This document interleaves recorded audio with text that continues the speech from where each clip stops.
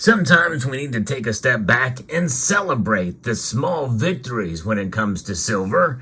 I'll explain why these victories should be noted and why it's worth it to stack this metal as we explore.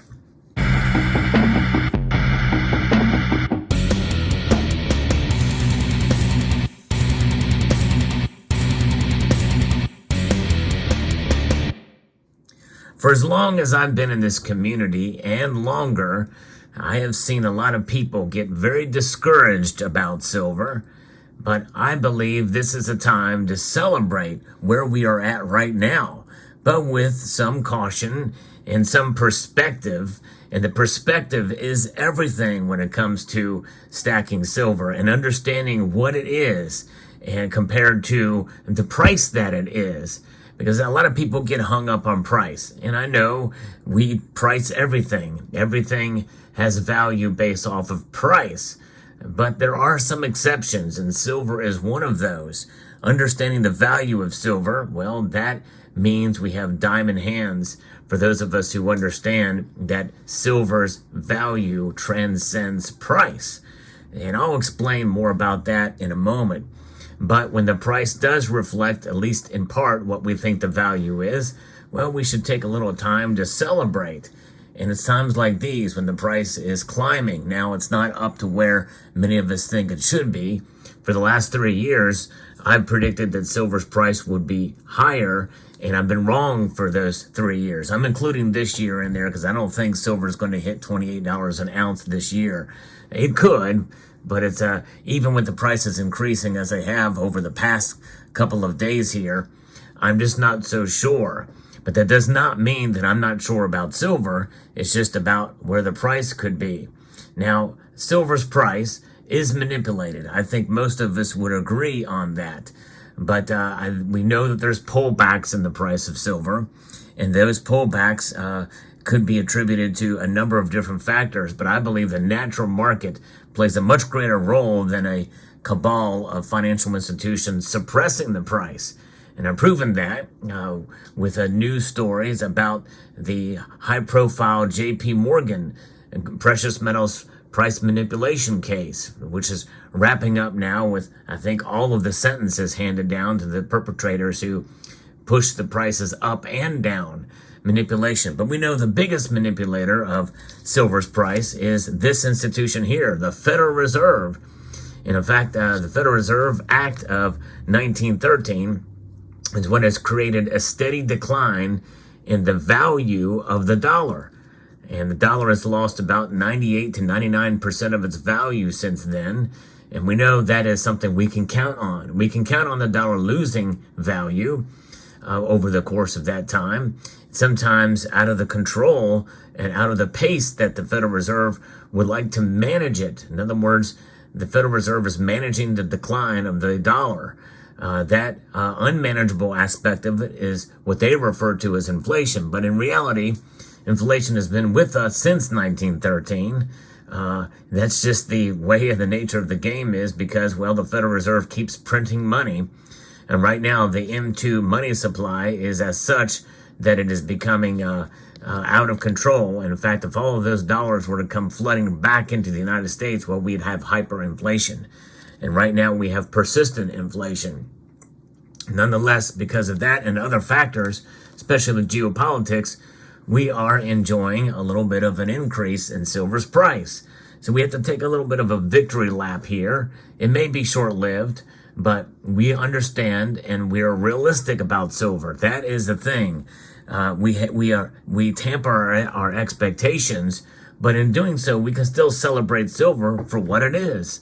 Silver has proven itself time and time again to be a stable store of value, and that is something that will continue, at least to some extent, because it is not quite as stable as gold is. But nonetheless, the price fluctuations we do see move in such a way that typically it is proving itself. But it does take a little bit longer and a little bit more strategy involved with silver. So how does that angle out to you celebrating silver's price? Well, if you're able to buy, well, you buy based off of the what you're able to do, based off of your own personal budget and your own circumstance and your own comfortability with making a purchase of silver at any given point in time. When the prices are up, well, I tend to buy less. But I'm going to be revisiting now a little bit of a journey I've been taking. It's called the tubular journey. And this video will be a part of that journey. And I'm going to add another piece to this. Just one piece, $0.50 to this tube of $0.50 here. I'm going to show you. I'm slowly getting there. I was going to buy a little bit more, but when I bought this a couple of days ago, silver's price was starting on a fairly big move in the upwards direction. Now today, the price is higher. In fact, it's higher than over a dollar per ounce than what it was when I made the purchase of this $0.50. So I'm not going to buy any more, but I'm adding one more $0.50 to this stack of Franklin $0.50. So there it is. It's inside of the tube. One more added, getting much closer to the top. And yeah, that's right. Screw that lid back on there. We are getting closer to filling up a full tube of Franklin $0.50 as part of this tubular journey. That's a very small step when the prices are starting to climb. And by the way, there is fluctuations in premiums too.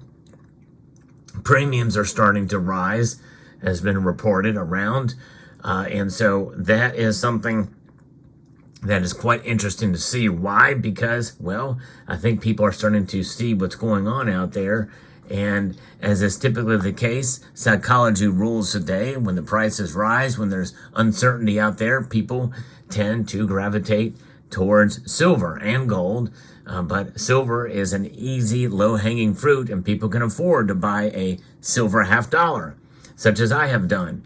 I think constitutional silver is definitely one way to be able to get silver for not a whole lot, even though the premiums may be rising in some aspect there. So there's different ways to buy silver. You can obviously buy larger bars or rounds, privately issued rounds, coins. There's definitely different ways to buy silver. But you can certainly save by buying some of the smaller pieces, and the best option for that, sub 1 ounce, is to buy Kennedy $0.50 silver $0.50, whether they be the Kennedy variety or the Franklin variety. Of course, you can also get the Walking Liberty variety as well too. Although some of the Walking Liberty variety, it's hard to find them in decent condition for the price that we're talking about here. You typically pay a higher premium. I actually lucked out on this one some time ago, but nonetheless, you can get these pieces, but typically pieces like this, the Walking Liberty, as well as the Barber halves, well, those typically are more slicked out, and I would avoid buying those as what is known as constitutional or junk silver. But adding a little bit more to the stack is the key here. And some people think that I'm not stacking silver anymore, but I actually am. Just not nearly as much. I've been focusing more on gold, but I do still believe in silver, and I still do buy it from time to time. It may be an ounce here, an ounce there, but in reality, over the past year, or last year, I bought more silver in that year than I bought at any other time in my life, as far as the number of ounces I've added. Pretty remarkable when I think about it. But nonetheless, even so, there is, you have to weigh your personal gold to silver ratio, and I need to narrow mine greatly still yet, as I feel I'm fairly heavy silver and not as heavy in gold as I would like to be. But nonetheless, that's up to each individual. And when it all boils down to it, that's really where the rubber meets the road. It's what you can afford to do, what your personal situation is like. And understanding the price fluctuations with silver, understanding the silver market is important. And to be realistic about the metal in terms of its price movement. We're enjoying these a little bit higher prices now, which means that the silver that I've accumulated here that I bought for a lot cheaper, well, right now I would say I'm probably ahead on that. or at least have broken even in terms of its value compared to its price, which that is really what it boils down to. How do you measure value in silver? Well, the value is a historic price performance adjusted for inflation. Does it maintain its value compared to what the dollar has done over the long course of time? I would say that's a hard yes. I posted a video, and if I think about it, I'll link to it at the end screen of this video. It's called 100 Years of Silver's Price Proves Its Worth. You have to look at the long course of time. In fact, if you were to take out the anomalies, both up and down, in other words, there's really 3 times, one in recent history where it literally crashed below $12 an ounce back in 2020, and then in 2011 and in 1980, the price of silver spiked up to $50 nominally during those time periods, which was strange anomalies and unusual. Overvalued. One of the very rare times where silver was overvalued. You take those out, and even if you leave those in, you average it all together over the long course of that time, 100 years, silver has proven itself. Many of us don't stack for 100 years. Many of us don't even live to be 100 years old. But you can take pretty much any 30, 50-year window, and you can see how well silver has done. You move that scale across the chart, and you see that for the most part, it does its job. Now, you have to be careful with silver, which is a good reason to celebrate now, because if you were to sell some of your silver with premiums going up, which means you may be able to sell it with a slight premium back to a local coin shop if there's a greater demand for any particular item, any silver product, whether it be rounds, coins, bars, or constitutional silver. So those are things to consider there. It fluctuates. You can take advantage of the markets if you want, but I just feel that holding it is really the best option, with the understanding that this spike that we see could go away. I kind of doubt it will. Actually, I made a prediction that it probably won't go back down to the lows that we saw just last month. I don't think we're going to go there, but it could. I could be wrong. You always have to take into account that you could be wrong. But one thing you're not wrong about, and we're not wrong about as stackers of silver, is the long game. If you want to think about it as a game, we're heading towards the end zone, and that's where the end is, and that's where the value proposition of silver is attained. It's over that long course of time. I've got silver in my stack that I paid $4 an ounce for. I've got silver in my stack that I paid over $35 an ounce for. It all evens out in the wash. And that's how you should look at silver.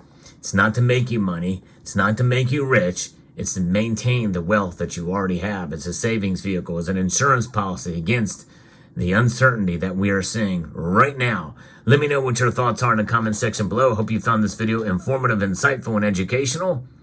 I would like to extend a multitude of gratitude to each and every one of you for taking the time to watch, and to encourage you to please rate, please share, comment, and subscribe.